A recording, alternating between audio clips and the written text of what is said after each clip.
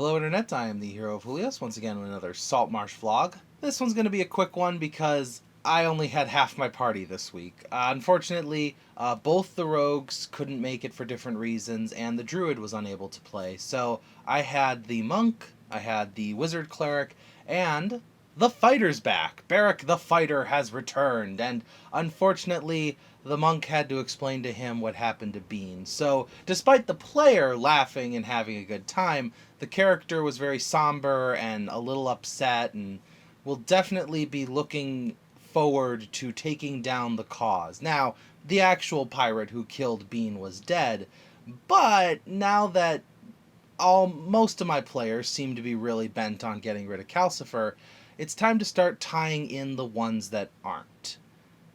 That being said, it's very easy to connect those smugglers to Calcifer's crew specifically. And the orc cleric wizard, he told me that his character likes to keep being a wizard a secret.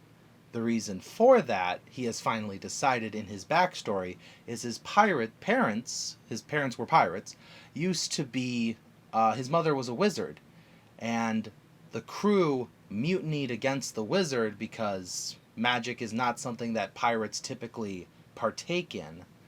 So, to bring it all together, I've decided if they do meet Calcifer, he's going to tell them the story of how he became a pirate by mutiny against his wizard captain. So that'll be fun. That'll be fun. I think that will tie everyone together except the monk, who just wants to do good for the sake of doing good. So getting rid of Calcifer the pirate is already something important to him.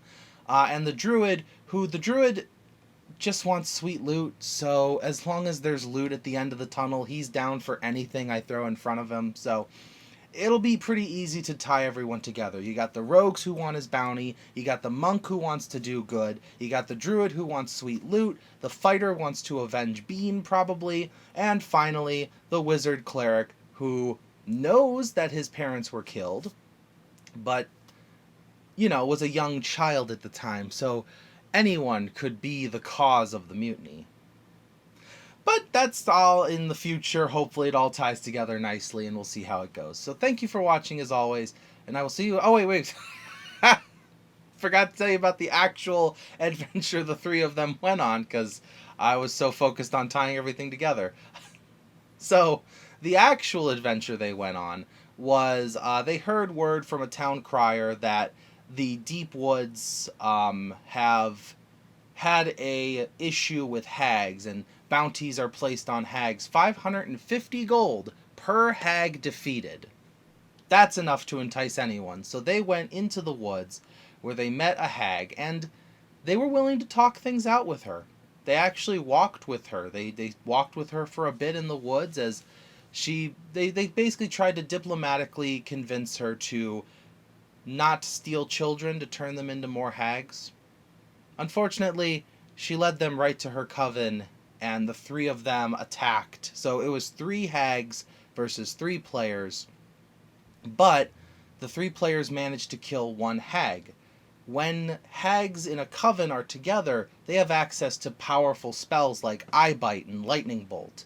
When they're not near their coven, however, they only have access to turning invisible and dancing lights and things like that. So, as their sister died, the 2 hags turned invisible and ditched. But the players learned about Granny Nightshade, a hag who lives deep within the woods, and I'm just going to have her subtly mess with them. If they ever decide to pursue this, that's fine. It's not the big bad she was the big bad I originally planned, but unfortunately, things don't always work out that way as a DM, so you gotta learn how to improvise, especially when you have something as vague as Saltmarsh that doesn't really have a set final boss. So with that, I have Granny Nightshade now as an optional boss battle if they ever so choose, but now it seems Calcifer is the first step, and if Calcifer isn't the final boss of this campaign, I can set him up as an underling of the true pirate lords that rule the Sea Princes. I even went as far as to find a bigger map of the Saltmarsh area because Saltmarsh only provides the map of the Saltmarsh area needed for the 5 adventures that exist inside the book. Despite having only shown you this tiny little map, they talk about a greater world at large, so I needed to find a bigger map. If they decide to pursue it, I'll have to come up with some Hold of the Sea Princes myself and find some things online, maybe start reading up on some lore. But aside from that, it looks like everything is going pretty well. Everyone seems to be having a good time still, so I'm looking forward to this piratey-ish adventure. Thank you for watching as always, and I will see you in the next video. This is the Hero of Julios, Xing out.